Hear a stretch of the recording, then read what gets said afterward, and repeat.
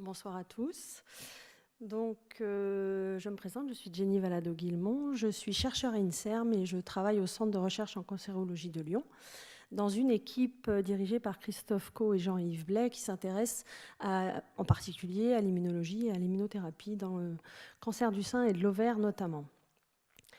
Donc ce soir, je vais vous parler d'immunothérapie et des stratégies qu'on essaye de développer pour trouver des nouvelles cibles qui vont s'attaquer au système immunitaire. Donc effectivement, on peut voir une tumeur comme une soupe avec des cellules cancéreuses, mais il ne faut pas en fait oublier que dans cette soupe, il y a ici des cellules qui appartiennent donc au système immunitaire et d'autres cellules, des cellules endothéliales, les fibroblastes, mais on s'intéresse plus particulièrement à ces cellules.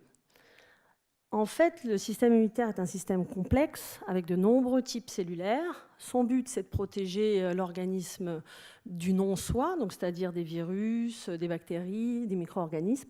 C'est également de préserver le soi, éviter des inflammations exacerbées, éviter de l'auto-immunité. Quand on regarde les textbooks du passé, on apprend qu'il y a, par exemple, dans le sang un certain nombre de cellules différentes, les lymphocytes B, les lymphocytes T, les cellules NK natural killer, des cellules dendritiques et les lymphocytes B qui vont faire les anticorps via leur transformation en plasmocytes. Mais les choses ne sont évidemment pas aussi simples. On sait maintenant qu'en fait, le lymphocyte T, ce n'est pas un seul type cellulaire, c'est une multitude de types cellulaires, et notamment les lymphocytes TCD4. Vous allez avoir des lymphocytes T, TH1, TH2, TH17, TH9, TH22, etc., etc. Donc on découvre aujourd'hui qu'en fait, une population du système immunitaire n'est pas aussi bien définie, et il y a en fait des sous-populations, c'est un concept de sous-population, et à chaque sous-population, il va y avoir une fonction qui est propre à cette cellule. Et c'est la même chose pour les lymphocytes B ou pour tout type de grands sous-types de cellules appartenant au système immunitaire. Donc on sait maintenant que le système immunitaire a la capacité de reconnaître les tumeurs. On le sait par des arguments plus ou moins indirects chez l'homme. D'une part, des arguments biologiques. On sait qu'on peut trouver des anticorps dirigés contre des antigènes tumoraux dans le sérum des patients. On sait également qu'on peut trouver des lymphocytes T, CD4 et CD8 spécifiques pour des antigènes tumoraux. On a des arguments chez l'animal. On peut faire des modèles chez la souris, par exemple, où on peut implanter une souris dans un animal implanter une tumeur dans une souris immunocompétente. Cette tumeur, dans ce modèle-là, va être reconnue par le système immunitaire et va régresser, alors que cette même tumeur, dans un modèle immunodéficient, va pousser. Donc le système immunitaire, dans de nombreux modèles chez la souris, on a pu voir que ce système immunitaire était capable d'identifier la tumeur.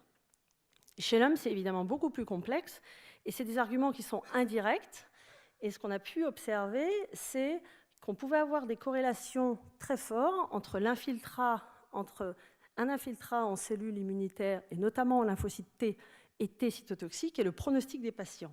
Et ici, dans le cancer du côlon, par exemple, on voit que lorsqu'il y a une forte infiltration en lymphocytes T, la survie des patients est beaucoup plus grande que lorsqu'on a une faible infiltration en lymphocytes T, faisant penser, c'est un argument indirect, que cet infiltrant en lymphocytes T est montrant que c'est de bons pronostics et faisant penser qu'il a un rôle dans la surveillance de ce cancer du côlon. Donc nous, au laboratoire, la stratégie qu'on développe, c'est d'abord d'obtenir des prélèvements de patients, c'est-à-dire d'observations qui sont issues de la clinique, où on va pouvoir analyser des infiltrats immunitaires, on va pouvoir faire des corrélations entre un type de cellules, et je vous ai montré la complexité de toutes les sous-populations du système immunitaire, on va en prendre un, et on va dire en quoi ce type cellulaire peut être retrouvé à l'intérieur de la tumeur, et est-ce que c'est plutôt de bons ou de mauvais pronostics pour le patient. Ensuite, à partir de là, on peut faire une hypothèse de travail. Pourquoi cette cellule-là, elle est de bon pronostic? Qu'est-ce qu'elle sécrète? Qu'est-ce qu'elle fait? Comment elle reconnaît la tumeur? Faire une hypothèse de travail qu'on va modéliser in vitro et dans des modèles murins pour développer donc une stratégie thérapeutique qu'on va essayer d'appliquer ensuite d'abord dans des modèles murins, puis en clinique. C'est comme ça qu'on a pu avoir un schéma à peu près complet, il reste encore beaucoup de choses à découvrir, je pense, mais assez complexe, mais assez complet, du rôle de certaines populations dans la reconnaissance des cancers et surtout de leur rôle plutôt antitumoral ou pro-tumoral. Et notamment, ici, les lymphocytes T cytotoxiques, de ce côté, auraient un rôle antitumoral parce qu'ils sont capables de reconnaître la tumeur, de la détruire, de même que ici des cellules natural killers.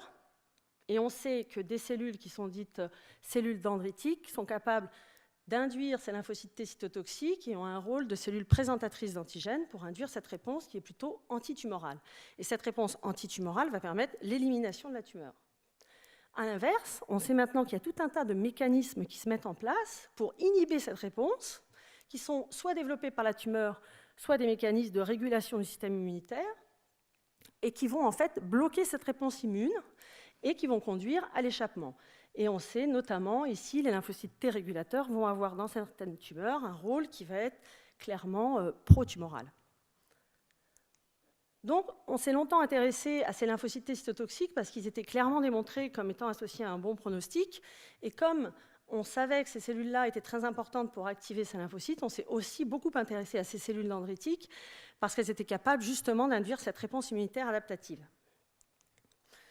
L'idée de stimuler le système immunitaire pour avoir une réponse antitumorale n'était quand même pas toute jeune, puisqu'elle avait déjà été imaginée par William Coley en 1891, qui a eu l'idée d'injecter des streptocoques chez des patients qui avaient des sarcomes, en se disant je vais booster le système immunitaire et je vais essayer d'induire une réponse contre du non-soi.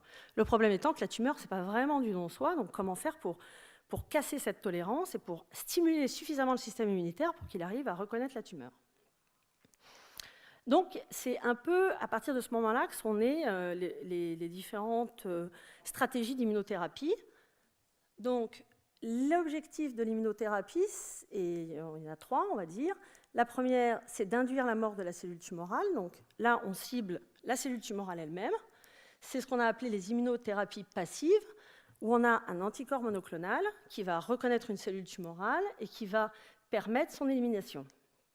Et ça a été aussi le cas, c'est encore le cas, des stratégies qui consistent à transférer directement des lymphocytes T, puisqu'on sait qu'ils sont cytotoxiques pour la tumeur. On dit, je vais injecter des lymphocytes qui vont aller détruire la tumeur. Donc c'est aussi des immunothérapies qui sont passives.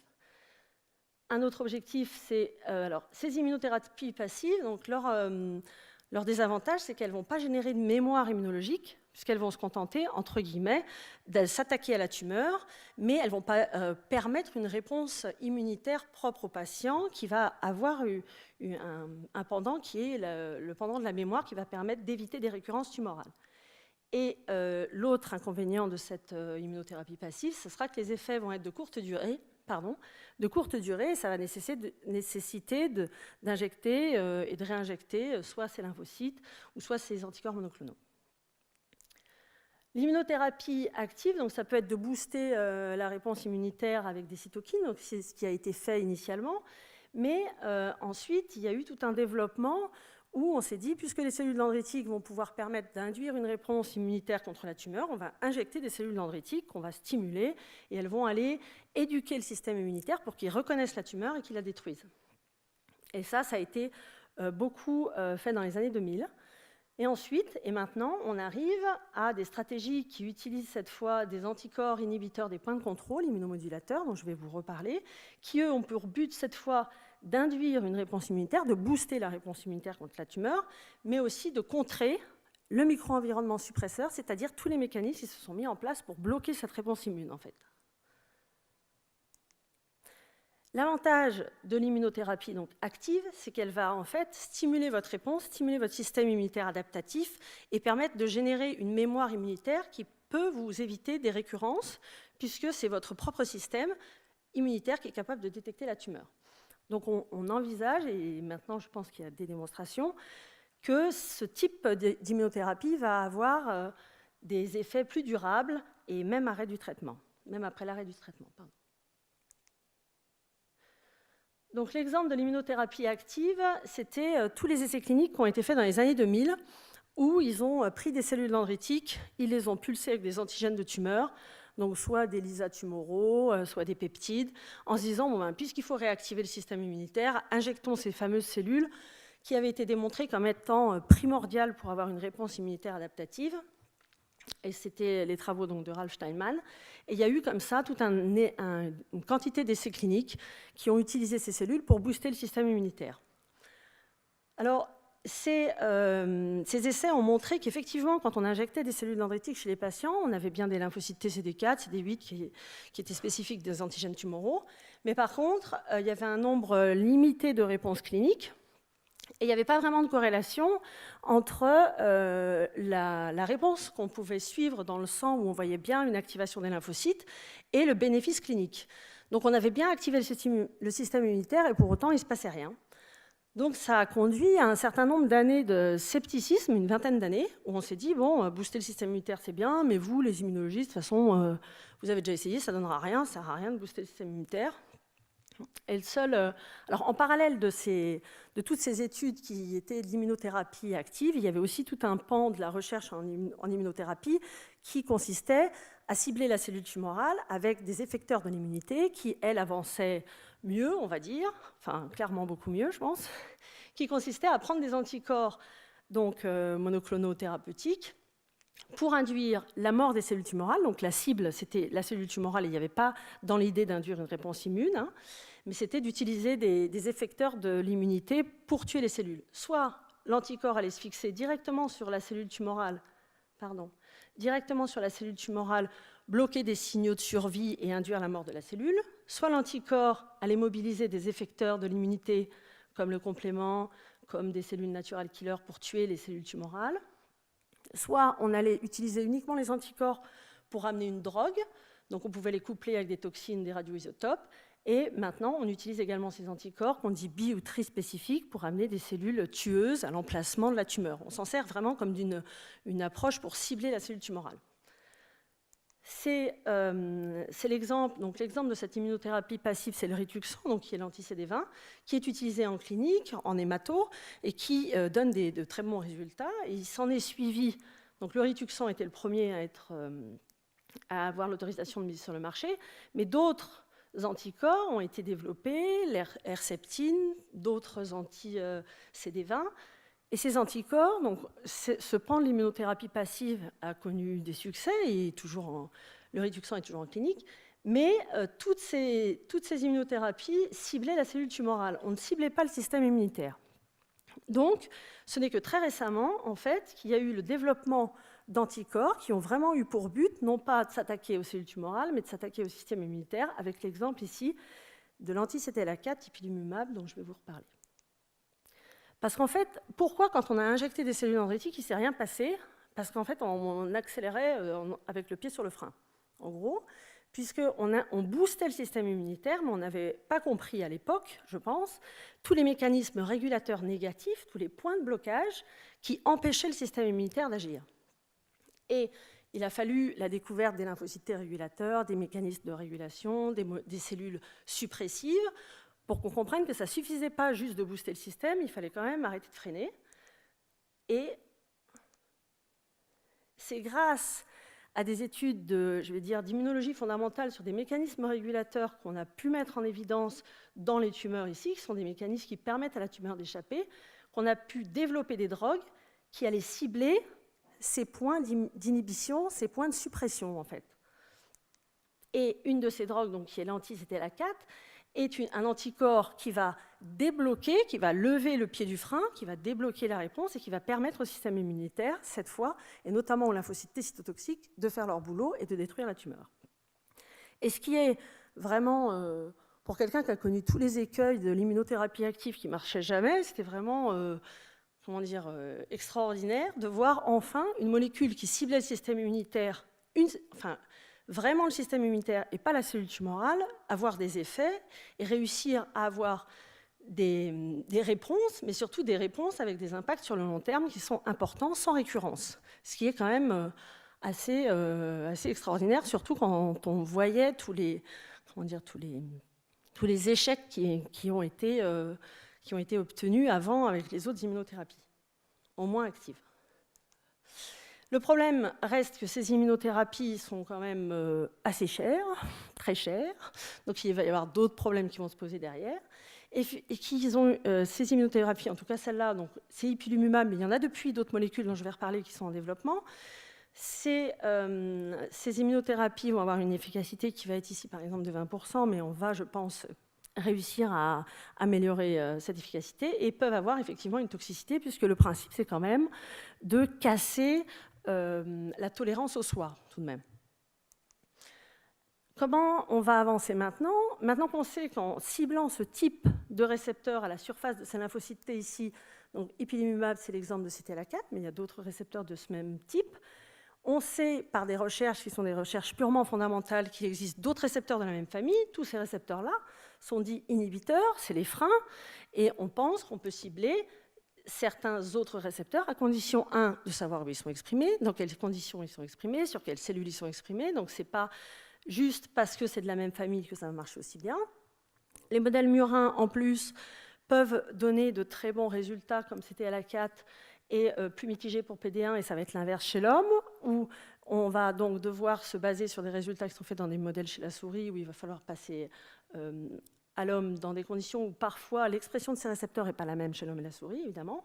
Et puis on va aussi s'intéresser à d'autres récepteurs qu'on dit activateurs, qui là vont aussi activer des lymphocytes T.